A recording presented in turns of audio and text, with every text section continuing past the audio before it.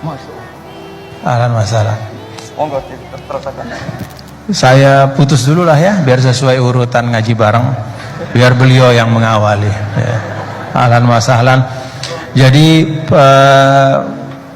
Gus ya, Al-Mukarram Syekhna Kiai Haji Bahauddin Nur Salim, saya baru muqaddimah menyampaikan bahwa perintah tadabbur Al-Quran itu khitabnya umum kepada semua.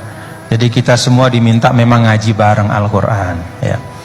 Kemudian saya sampaikan yang kedua, bahwa kan beliau ini Syekhna selalu mengajak kita untuk berbahagia dalam beragama ya. Saya sampaikan tadi dalam pengantar Gus, bahwa seorang guru saya Syekh Abdul Qobur Mustafa menyampaikan, kalau bisa diringkas tujuan Islam dihadirkan dalam kehidupan adalah is'adul insan fid darain, supaya manusia yang beragama ini itu bahagia di dunia dan di akhirat ya. Dan saya sampaikan tadi sedikit bahwa kalau ada hal-hal yang membuat kita sumpek di dalam beragama ya, kalau ketika kita mendekat kepada agama itu kok rasanya semakin berat gitu ya, mungkin ya karena keberagamaan kita itu yang disebut oleh para ulama at-tadayyunul ma'kus. Jadi beragama cuman kebalik-balik gitu. Yang penting ditinggalkan, yang nggak penting yang dibahas habis-habisan. Saya terus terang nggak ngerti ya, ngaji bareng ini awalnya konsepnya kayak apa. Makanya di mobil tadi saya tanya, ini maksudnya masing-masing ngomong aja gitu atau kayak gimana? Ini katanya terserah nanti Gus Baha mau kayak gimana aja. Oh ya sudah. Kalau gitu dia matbu, saya tabi. Begitu, kalau gitu kita ikutin beliau. Nanti saya menyesuaikan kepada beliau. Bapak saya itu wali. Jadi kalau wali itu kepinginnya dikenal Allah. Tahu-tahu diturunkan derajatnya, disuruh kenal rektor, kenal badan. Jadi ini ada pemakhlukan. Ya ada pemakhlukan. Turun dulu baru naik. Iya. Jadi saya artinya gini, saya di sini itu Sohibul Bait. Jadi tadi Mas Masdi itu keliru kalau nanti saya ngisi. Saya ini Sohibul Bait, nanti yang ngisi ini. Maksudnya seperti itu maksudnya. Karena tuan rumahnya saya Pak Warsono. Ya, ini tamu ya. Ya, ini pun deal ya. Jenengan harus sepakat saya ini Sohibul Bait sama Pak Warsono sama Pak Rektor. Ini tamu yang diundang untuk ceramah tafsir. Kalau ndak berarti asawaha wa rasulullah. Gus, jadi begini, tadi beliau menyampaikan kan beliau ini min sulalatil aulia ya, jadi kakek beliau itu adalah para aulia. Jadi aulia itu muhimmahnya itu adalah dikenal Allah gitu ya. Nah kemudian beliau bilang bahwa tapi takdirnya sekarang masuk UI ini pengen dikenal Allah malah justru turun jadi dikenal rektor katanya. Tapi Gus itu menurut saya ya, jadi kalau kita bertarekat nih, nah kan sering ya ketika misalnya kita bicara tentang tarekat ya, tarekat itu dimaknakan taroki ya, taroki artinya naik gitu, jalan naik gitu ya. Akhir zaman nih kita perlu juga bertarekat dalam makna tadani ya, turun. Jadi tarekat bukan hanya jalan naik tapi juga jalan turun.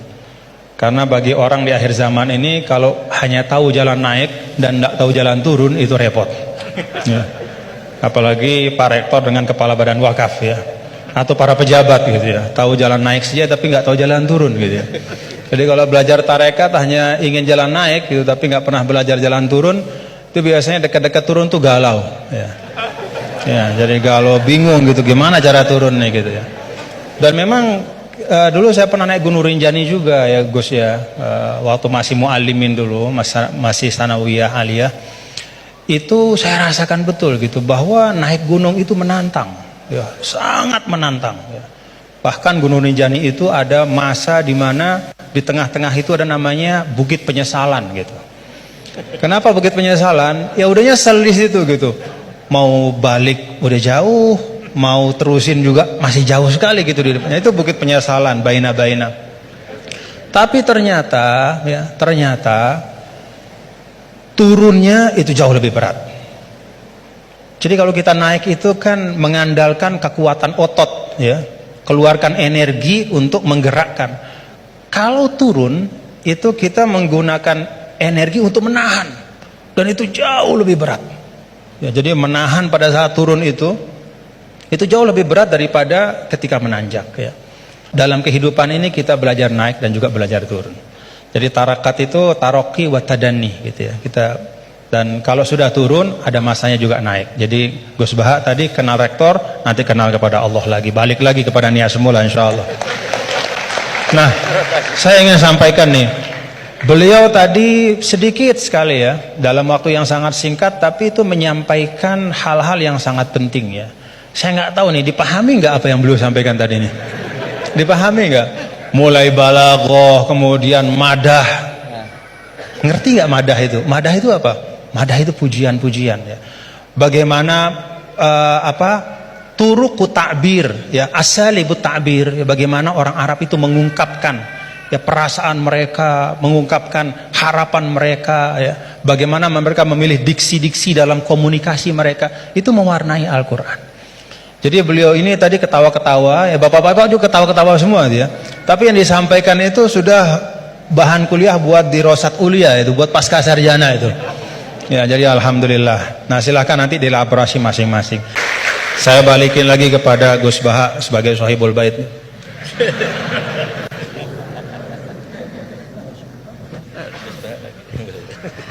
Bismillahirrahmanirrahim. Meneruskan konstruksi ayat ya. Misalnya begini, Anda jangan langsung menyalahkan Nabi Adam. Saya ini sering kampanye untuk membela Nabi Adam, karena banyak kiai yang cerita Nabi Adam itu salah melulu. Nanti kan kita di surga kan nggak perlu ngajukan kredit,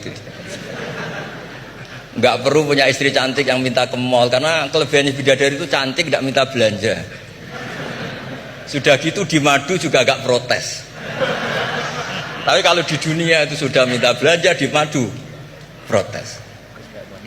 Nah, jadi tapi kenapa Nabi Adam akhirnya keluar dari surga dan kita menyalahkan hanya demi kepentingan supaya tadi punya istri cantik, tidak minta uang apa belanja, dan boleh dipoligami mau maksudnya.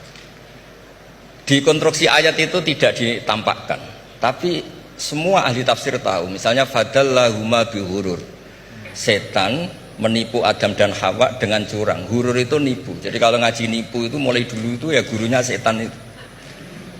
Jadi Nabi Adam itu di surga dengan penuh limpahan anugerah.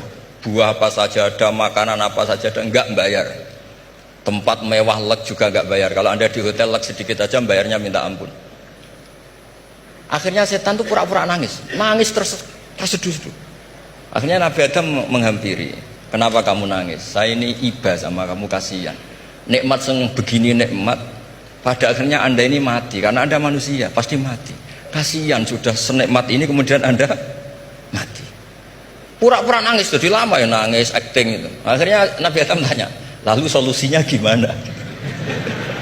Terus setan tinggal numpangi.